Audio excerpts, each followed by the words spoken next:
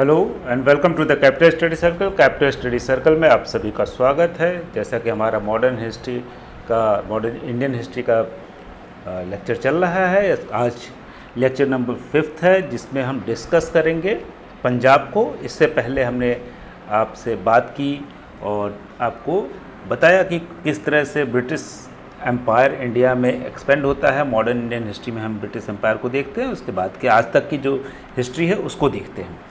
तो हमने आपको पहले भी बताया है कि किस तरह से हुआ। सबसे पहले जो इसे अगर आप पुराने लेक्चर देखते हैं तो उसमें आपने देखा क्लासेस में कि ब्रिटिश जो सबसे पहले जो एक्वायर करते हैं या जिसको हम कहते हैं कि साम्राज्य अपना विस्तार करते हैं तो वो बंगाल से शुरू करते हैं। और हमने आपको एक वो भी बताया था कि किस तरह से एक सर्किल बनाते हैं पूरा, बंगाल, देन मैसूर, देन महाराष्ट्र, मराठा और उसके बाद पंजाब।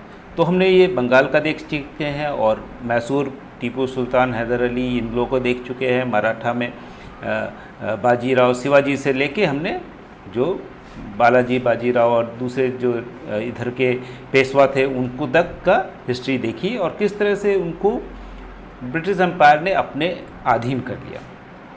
उसके बाद ये आगे बढ़ते हैं बंगाल, मैसूर, मराठा, पंजाब। तो पंजाब आज हम डिस्कस करेंगे। तो सबसे पहले हमने जो बताया कि जो लोग तैयारी कर रहे हैं लेकिन बहुत फोकस नहीं कर पाते उनके लिए ये है। जो बहुत फोकस्ड हैं वो और अच्छी तैयारी करें, कोई ज़रूरी नहीं है यहाँ पे टाइम वेस्ट करने के लिए अपना। लेकिन जो थोड़ा सा फोकस नहीं कर पा रहे हैं तो उनको इसीलिए पिक्चर्स और इन सब चीज़ों को दिखा के कि मैप में दिखा के कहाँ पे है हो रहा है, व्यक्ति कैसा था, कौन सा था, और उसका मैप देख के उसके कुछ और पिक्चर्स हैं तो वो देख के तो ताकि वो दिमाग में इमेज बन जाती है तो याद रहता है। क्योंकि जब भी आप तैयारी कर रहे होते हैं यूपीएससी की या किसी भी एग्ज़ाम की तो सबसे ज़रूरी चीज़ होता है समझना, कॉन्सेप्ट क्लियर होना। कॉन्सेप्ट क्लियर सभी लोग करवा देते हैं क्योंकि जितने भी टीचर यूट्यूब पे हों या कोचिंग्स के अंदर वो सारे इस तरह से बताते हैं कि कॉन्सेप्ट तो क्लियर हो जाता है, लेकिन वो चीज़ें याद नहीं रहती क्योंकि उसकी इमेज नहीं बना पाते हैं। तो जिन चीज़ों की इमेज बन जाती है वो तो हमेशा याद रहती है। तो हमने यह कोशिश की है आपको समझाने के लिए, आपको याद रखवाने के लिए, कॉन्सेप्ट क्लियरिटी के साथ इमेजेस भी बनाने का, ताकि आपको सभी चीज़ें याद रहें। तो शुरू करते हैं यहाँ से। पंजाब 1849 में आ जाता है, कह सकते हैं कि ब्रिटिश रूल में। इससे पहले अगर हम देखें पंजाब की हिस्ट्री, पंजाब में कौन रूल कर रहा था, कैसे आता है, तो पंजाब में 12 मिसल मौजूद थी। तो 12 वहाँ के जो ग्रुप थे वो कह सकते हैं एथनिक क्लैन जैसे होते हैं, उसी तरह वहाँ पे मिसल मौजूद थी। इसमें सर्वाधिक महत्वपूर्ण सुकर चकिया मिसल, ये इम्पॉर्टेंट चीज़ है, ये हमेशा याद रखिएगा, सुकर चकिया मिसल थी। और इसी के राजा थे रणजीत सिंह। ये आप देख सकते हैं महाराजा रणजीत सिंह। रणजीत सिंह का बहुत नाम है, आप अलग अलग समय में पढ़ेंगे अलग अलग चीज़ों के लिए। तो रणजीत सिंह इसी मिसल से जुड़े हुए थे। उन्हें अफगान शासक जमान शाह ने राजा की उपाधि दी थी। अब ये जमान शाह कौन है? तो जमान शाह, अगर हम अभी जो हमने मराठा सुना तो मराठाओं को किसने हराया? अहमद शाह अब्दाली ने, या अहमद शाह दुरानी जो कह सकते हैं। और आपने जो मूवी देखी है उसमें भी जो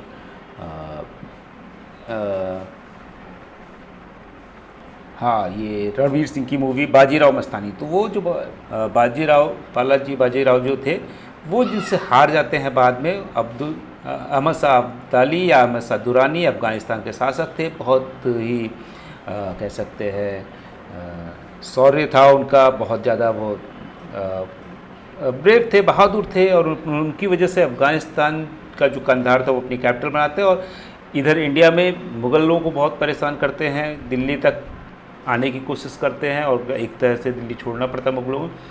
और दूसरी तरफ जो है वो आगे बढ़ते हैं, वो तुर्कमेनिस्तान या कह सकते हैं कजाकिस्तान, इन सब चीज़ों का एम्पायर जो है वो बढ़ा लेते हैं। अफ़गानिस्तान तो था ही उनके पास और ये सारे बहुत बड़ा एम्पायर बना लेते हैं। तो ये जो उन्हीं के पोते हैं, grandson of the Ahmad Shah Abdali, उनकी उपाधि। अब इन्होंने क्या किया, रणजीत सिंह को इन्होंने राजा बनाया।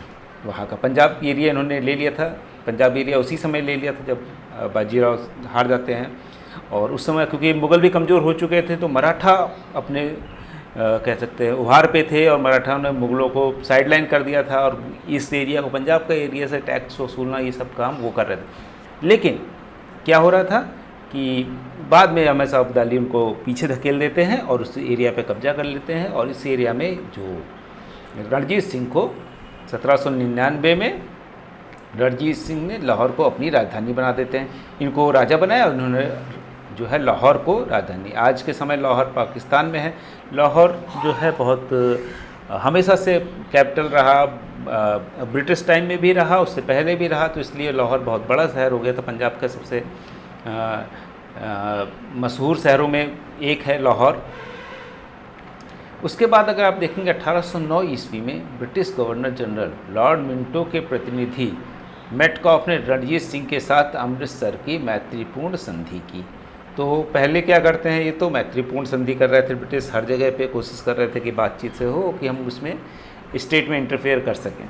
उसके बाद क्या होता है, रणजीत सिंह ने अफगान शासक शाह शुजा को सहायता दी, बदले में उससे कोहिनूर हीरा प्राप्त हुआ। ये है शाह शुजा जो अफगान शासक था, उसकी सहायता करने से उनको क्या हुआ, कोहिनूर हीरा जो आज के समय ब्रिटेन में पहुंच गया, इनके पास था, रणजीत सिंह के पास, महाराजा रणजीत सिंह के पास कोहिनूर हीरा। और कहाँ से मिला, अफगान शासक के पास था, शाह शुजा, उसने इनको दिया। फ्रांसीसी यात्री विक्टर जैकमा ने रणजीत सिंह की तुलना नेपोलियन से की है। तो एक फ्रांसीसी यात्री विक्टर जैकमा एक जो बड़े बिजनेसमैन चाइना गए थे, अभी आजकल गायब हो गए हैं, वो भी उसके थ्रू आप याद रख सकते हैं, विक्टर जैकमा। इन्होंने क्या किया, नेपोलियन, रणजीत सिंह को नेपोलियन जिस तरह से पूरे यूरोप को जीत लेता है, उसी तरह से ये भी अपने पंजाब के एरिया में, आप इनका मैप देख सकते हैं, ये पंजाब का एरिया है, और इसको धीरे धीरे इन्होंने ले लिया। आगे बढ़ते हैं। तो अब रणजीत सिंह निरंकुश शासन में विश्वास रखते थे। उन्होंने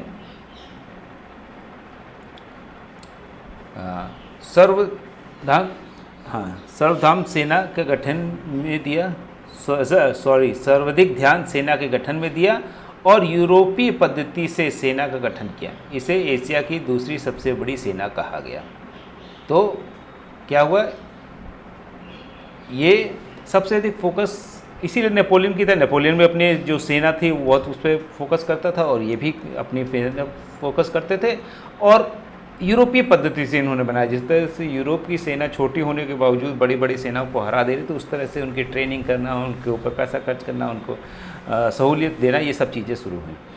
रणजीत सिंह ने घुड़सवार सेना के प्रशिक्षण के लिए फ्रांसीसी सेनापति अलॉर्ड तथा पैदल सेना के लिए इटली के सेनापति वंतूरा और तोपखाने के प्रशिक्षण हेतु फ्रांसीसी अधिकारी कोट एवं गार्डनर को नियुक्त किया। तो आप देख सकते हैं कि अलग अलग जगह से जो बेस्ट ट्रेनर हो सकते हैं उनको लाए। रणजीत सिंह ने अपनी सेना में विभिन्न धर्म के लोगों को शामिल किया। तो ऐसा नहीं किसी खास हिंदू हो या मुसलमान, ऐसा कुछ नहीं था।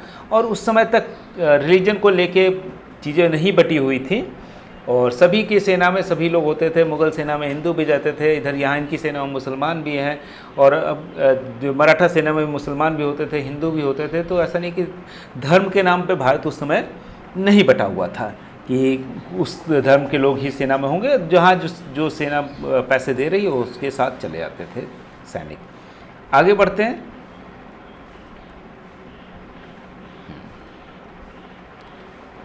इसके बाद देखिए क्या करते हैं। रणजीत सिंह की आय का सर्व प्रमुख स्रोत भू राजस्व था, और उस समय सभी का भू राजस्व ही था ज़्यादातर लोगों का, क्योंकि व्यापार इस एरिया में कम होता था। बंगाल एरिया में तो फिर भी चलिए व्यापार ज़्यादा शुरू हो गया था, या गुजरात के एरिया में सूरत की तरफ जो है वो होता था, लेकिन पंजाब के एरिया में उतना व्यापार नहीं होता था। तो भू राजस्व में मुख्य स्रोत था। 35 से 40% लिया गया। अब क्या होगा, लेकिन ये ज़्यादा हो गया। भू राजस्व जो 35 से 40% लिया गया। इनका राज्य 4 प्रांतों में विभाजित था, लाहौर, मुल्तान, कश्मीर और पेशावर। तो अभी अगर हम देखें लाहौर, मुल्तान और पेशावर तो उस तरफ हैं, पाकिस्तान में है। कश्मीर जो कि भारत में है अभी। ये 4 प्रांत थे इनके। तो ये पूछा जा सकता है कौन कौन से प्रांत थे इसमें। लाहौर, मुल्तान, कश्मीर, पेशावर, इसकी जगह कुछ और भी लग सकते हैं कि लुधियाना या इस तरह की चीज़ें डाल सकते हैं। तो ऐसा नहीं है, ज़्यादातर जो है देख लीजिए यहाँ पे जो है लाहौर यहाँ पे है इंडिया के बगल में, मुल्तान और पेशावर ये रहा, लाहौर, मुल्तान, पेशावर और ये जम्मू कश्मीर यहाँ से। तो ये इस एरिया को वो रूल करते थे। रणजीत सिंह की मृत्यु 1839 में हो गई। उसके पश्चात दरबारी गुटबंदी को बढ़ावा मिला और उनके अनेक शासक गद्दी पर बैठे, जिनमें क्रमशः ये थे खड़क सिंह पहले बैठते हैं, नौनिहाल सिंह, शेर सिंह, दिलीप सिंह। क्योंकि जब कोई बहुत मजबूत, क्योंकि एक तो बहुत ज़्यादा वृद्ध भी हो गए थे और कोई बहुत मजबूत जब राजा जाता है तो उसके बाद एक वैक्यूम क्रिएट हो जाता है, एक खालीपन आ जाता है और उसको खालीपन को उतना प्रभावशाली जो राजा या कोई भी किसी भी चीज़ में होता है, किसी भी फील्ड में, तो उसको भर पाने में दिक्कत होती है। तो राजा होने पे और भी दिक्कत है। अतः राजनीतिक अस्थिरता का लाभ उठाकर अंग्रेजों ने सिख राज्य में हस्तक्षेप किया। अब यहाँ पे क्या करना शुरू किए, क्योंकि अस्थिरता हो गई, सभी लोग स्ट्रगल कर रहे हैं कि हम राजा बन जाएं, हम राजा बन जाएं। तो यहाँ से अंग्रेज हमेशा हस्तक्षेप कब करते हैं, जब उनको लगता है कि ये कमज़ोर हो गया है कोई। जब तक महाराजा रणजीत सिंह थे तब तक अंग्रेज़ों ने हस्तक्षेप नहीं किया, क्योंकि वो बहुत मजबूत थे और वो अगर युद्ध होता उनके साथ तो बहुत बुरी तरह से हार जाते हैं अंग्रेज। अब देखते हैं आगे क्या हो रहा है। अब पहला जो आंग्ल सिख युद्ध होता है वो कब होता है, 1845 से 46। 1845-46 में पहला फर्स्ट एंग्लो सिख वॉर होता है। इस समय British governor general Lord Hardinge था। अब ये याद रखना है, लॉर्ड हार्डिंग जो है ये उस समय गवर्नर जनरल थे। इसके दूत मेजर ब्रैडफुट के विरुद्ध उत्तेजक बयान दिया। फलतः सिख सेना असंतुष्ट हुई और युद्ध शुरू हो गया। कि इन्होंने क्या किया, इसके जो मेजर थे, दूत थे, उन्होंने उसके खिलाफ, जो सिख सेना थी उसके खिलाफ उत्तेजक बयान दिया और युद्ध शुरू हुआ। युद्ध में सिख अधिकारी लाल सिंह और तेजा सिंह के विश्वासघात के कारण सिखों की पराजय हुई। यहाँ भी देखिए, आपने बंगाल का देखा था तो किस तरह से जो है मीर जाफ़र और बाद में मीर कासिम जिस तरह से वो लोग गद्दारी करते हैं उस तरह वहाँ भी हार होती है। और यहाँ पे कह सकते हैं, देखेंगे कि यहाँ पे भी लाल सिंह और तेजा सिंह जो है विश्वासघात करते हैं। अंततः अंग्रेज़ों ने दिलीप सिंह के साथ लाहौर की संधि की। दिलीप सिंह जी हमने बात की भी, नौनिहाल सिंह और दिलीप सिंह, शेर सिंह, ये सारे लोग जो थे, इसमें दिलीप सिंह से इन्होंने संधि की, जिसके तहत एक ब्रिटिश प्रतिनिधि लाहौर में नियुक्त किया गया। अंग्रेज़ों को कश्मीर का प्रांत प्राप्त हुआ, जिसे उन्होंने गुलाब सिंह को बेच दिया।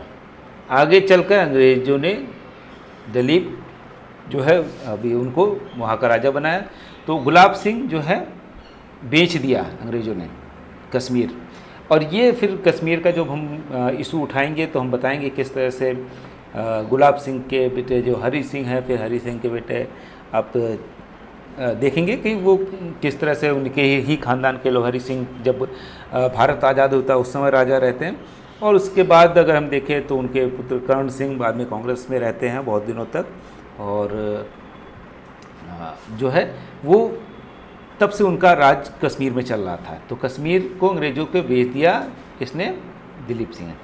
आगे क्या हुआ,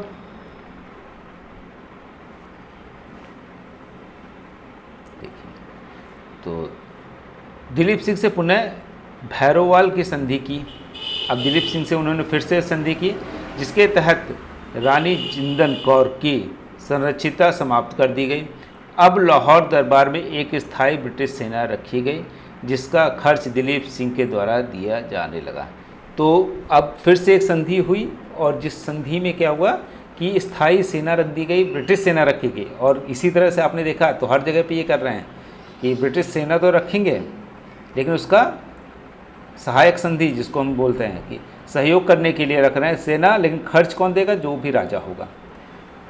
अब उसके बाद सेकंड जो आंग्ल सिख युद्ध या कहते सकते हैं कि सेकंड एंग्लो सिख वॉर जो है, इस समय ब्रिटिश गवर्नर जनरल डलहौजी आ गए, जो कि विलय विस्तार की नीति में विश्वास रखता था। जो पहले हमने बताया डलहौजी, इसने सिखों पर युद्ध शुरू करने का आरोप लगाया और कहा कि मैं विश्वास दिलाता हूं कि उनसे युद्ध अवश्य लड़ा जाएगा। अंततः 1849 में सिखों को पराजित कर पंजाब राज्य का विलय कर लिया गया। तो सेकंड जो एंग्लो सिख वॉर होता है 1848 से 49, 48, 49 में। पहला कब हुआ? 45, 46 में, लेकिन उसमें तो ट्रीटी होती है। लेकिन 48, 49 में जो युद्ध होता है, इसमें फाइनली पंजाब को भी अंग्रेज़ों ने मिला लिया। तो इस तरह से एक जो सर्किल बना रहा था वो लगातार बंगाल से शुरू हुआ, फिर मैसूर आया, फिर मराठा आए, अब पंजाब भी आ गया। अब इस तरफ जाने पे क्या बचा? अवध बचता है। अवध को भी हम देख लेते हैं। और उसके बाद दिल्ली दरबार इतना कमज़ोर हो जाता है कि सब कुछ ब्रिटिश के पास पहुंच जाता है। तो आगे बढ़ते हैं, अवध को देख लेते हैं। अवध में क्या हुआ?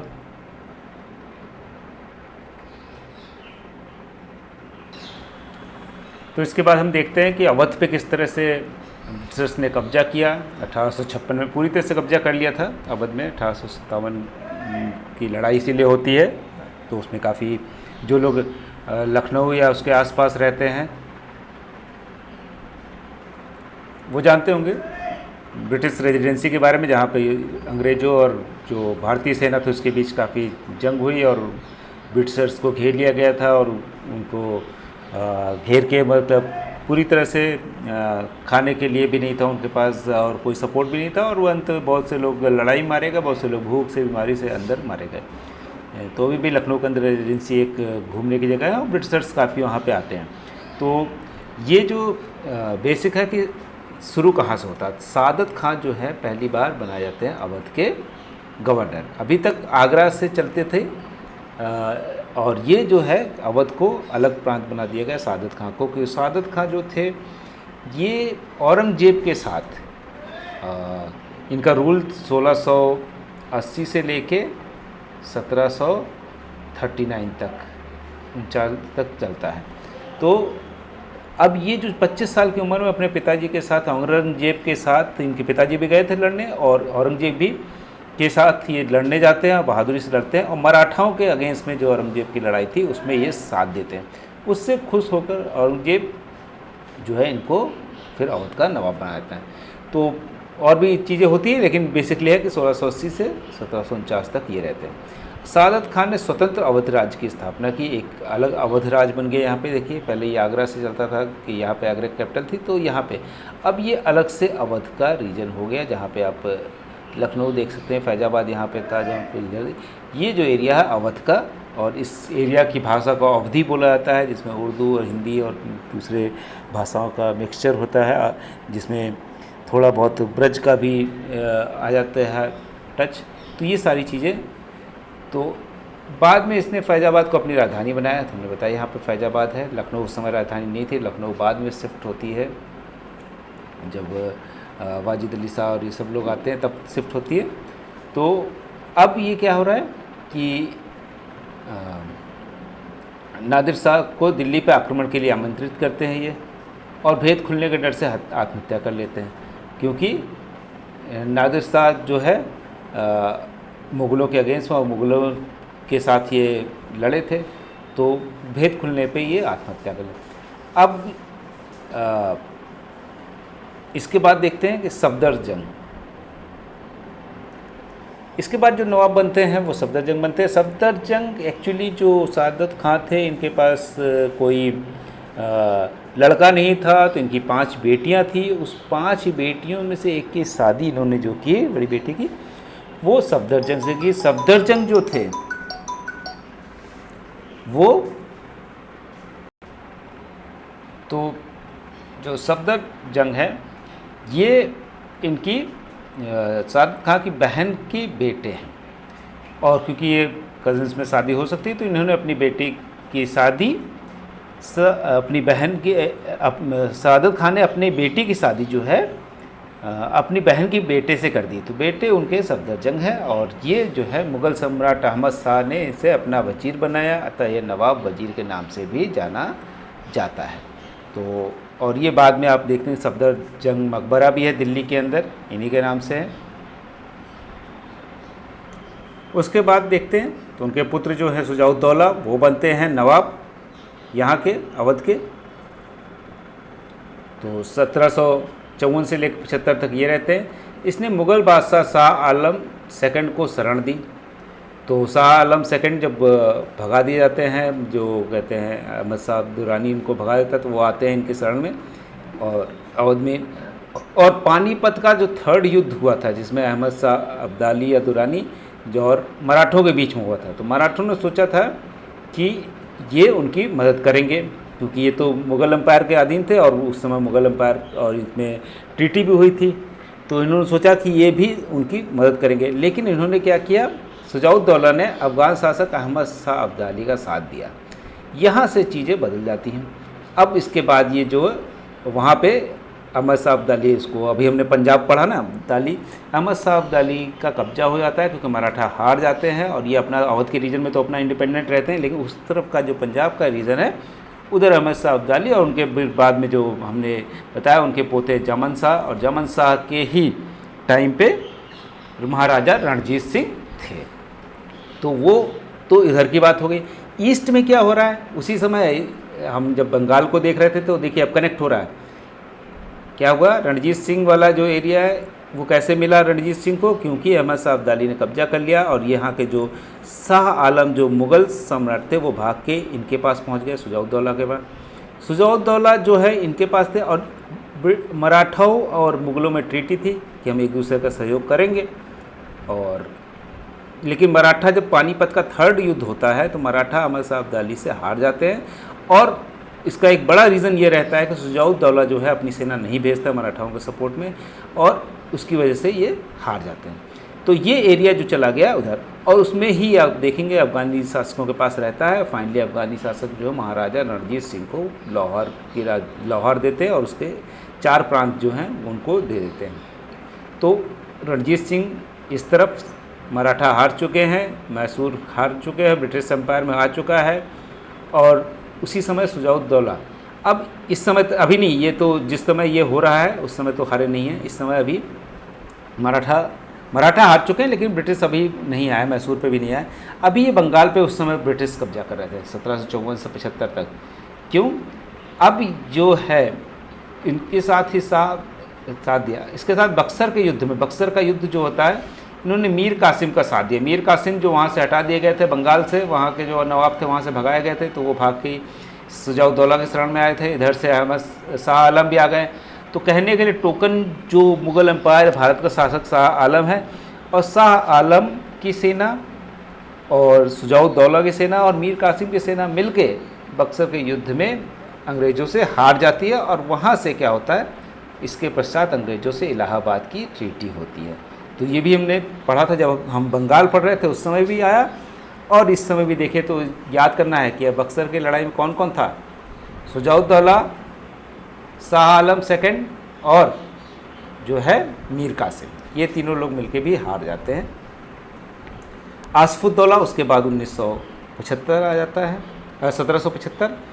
इसने अपनी राजधानी लखनऊ बनाई। अब ये जो चल रहा है ट्रेंड, इनको देखेंगे तो हमने जो सादत खां थे उनके सभी कह सकते हैं कि उनकी लड़की के ख़ानदान के लोग सब चला रहे। सादत खां की कोई पुत्र नहीं था, तो लड़की जो थी उनकी बेटी थी, वो सफदरजंग से उनका निकाह होता है और सफदरजंग के ही ख़ानदान के लोग चल रहे हैं, तो सादत खां थे।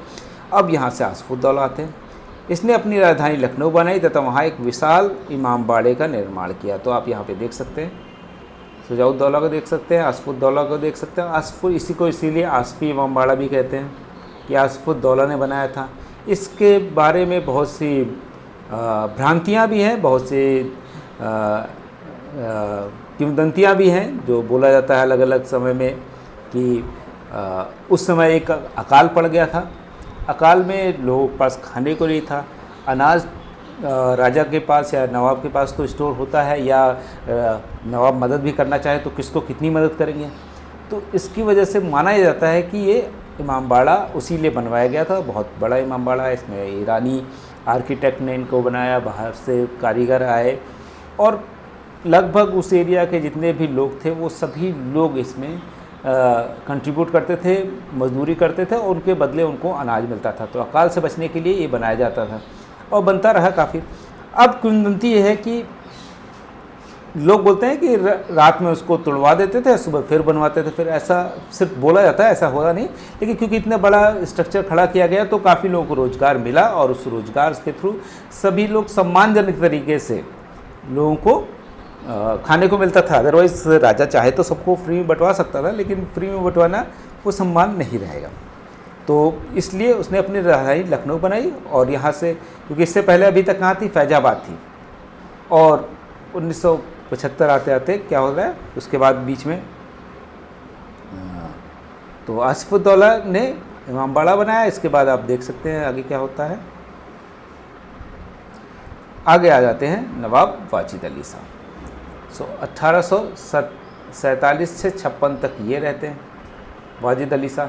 यह अवध का अंतिम शासक था, आप सभी जानते हैं। और नवाब वाजिद अली शाह के बारे में बहुत सी फिर कहानियाँ और किंवदंतियाँ बहुत सी मशहूर हैं, जिसमें ये भी है कि अंग्रेज़ों ने जब इस पर अटैक किया तो ये नहीं भाग पाए, पकड़ा गए, क्योंकि उनको जूता पहनाने वाला पहले ही आ चुका था, ये खुद उठा के अपना जूता नहीं पहन सकते थे। ब्रिटिश गवर्नर जनरल यहाँ पे देखते हैं, अवध का अंतिम शासक, ये याद रखिए, वाजिद अली शाह 1847 से 56 तक इन्होंने रूल किया। ब्रिटिश गवर्नर जनरल डलहौजी ने कुशासन के आरोप में 1856 में अंग्रेजी राज्य में मिला लिया। वस्तुतः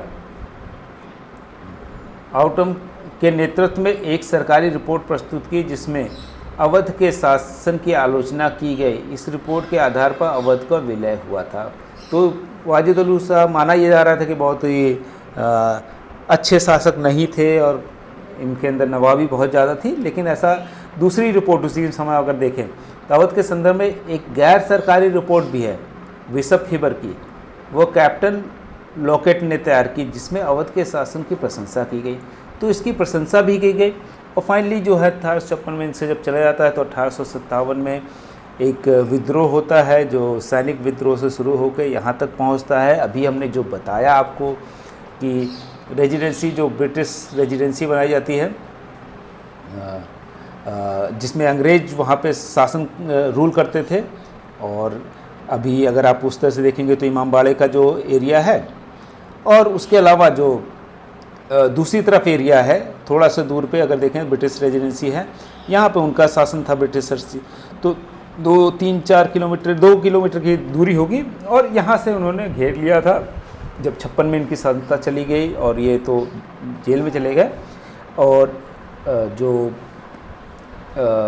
बेगम हजरत महल उनके पास सत्ता आ जाती है, तो बेगम हजरत महल के नेतृत्व में सेना ने घेर लिया और ब्रिटिशर्स पे काफ़ी अटैक हुए, चारों तरफ से घेर लिया था। उसमें माना जाता है कि सभी लोग थे वहाँ पे, कॉलोनी थी क्योंकि बच्चे बूढ़े सभी लोग थे, डॉक्टर्स की पूरी कॉलोनी थी, उसको घेर के अटैक किया।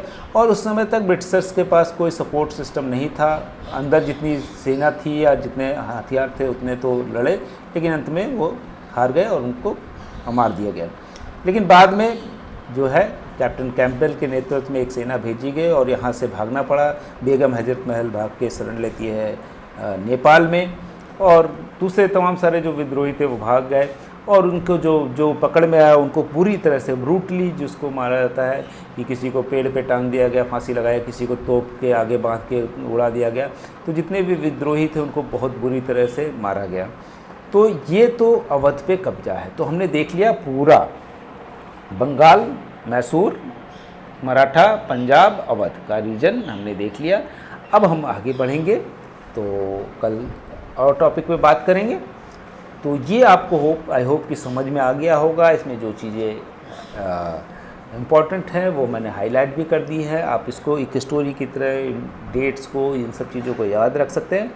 इसके बाद हम जो है एक टेस्ट लेंगे जिसमें इन सब चीज़ों से रिलेटेड और आसपास की चीज़ें जो कुछ छूट गई होंगी, बहुत सी चीज़ें, कहानी का फ्लो नहीं बनता तो बहुत सी चीज़ें छोड़नी पड़ती हैं तो छूट भी जाती हैं, तो बहुत सी चीज़ें छूट गई होंगी। उस टेस्ट के थ्रू हम आपको सारी चीज़ें बता देंगे कि किस तरह से इससे रिलेटेड क्वेश्चन आते हैं तो आप उसको सॉल्व करें। फिर उस टेस्ट सीरीज़ को हम सॉल्व करके भी आपको बताएंगे कि किस तरह से चीज़ों को सही आंसर करना है, और अगर जो चीज़ पढ़ाई गई है उसमें से चीज़ें नहीं आई हैं तो किस तरह से उसका आंसर ढूंढ लेना है, स्टॉक आउट करना है कि किस तरह से जो ऑप्शन नहीं हो सकते उनको आउट कीजिए, जो हो सकते हैं उसमें कौन सा लॉजिक लगेगा, किस तरह से उसको सॉल्व करना चाहिए, ताकि क्योंकि हमेशा कोई भी एग्ज़ाम देते तो 100% तो आप कोई भी सही नहीं होता, तो कई बार होता है कि 4 में से 2 ऑप्शन आपको पता है। अब 2 ऑप्शन में कन्फ्यूज़न है तो कौन सा लॉजिक लगा के हम उसको सही ऑप्शन को टिक कर पाएँ,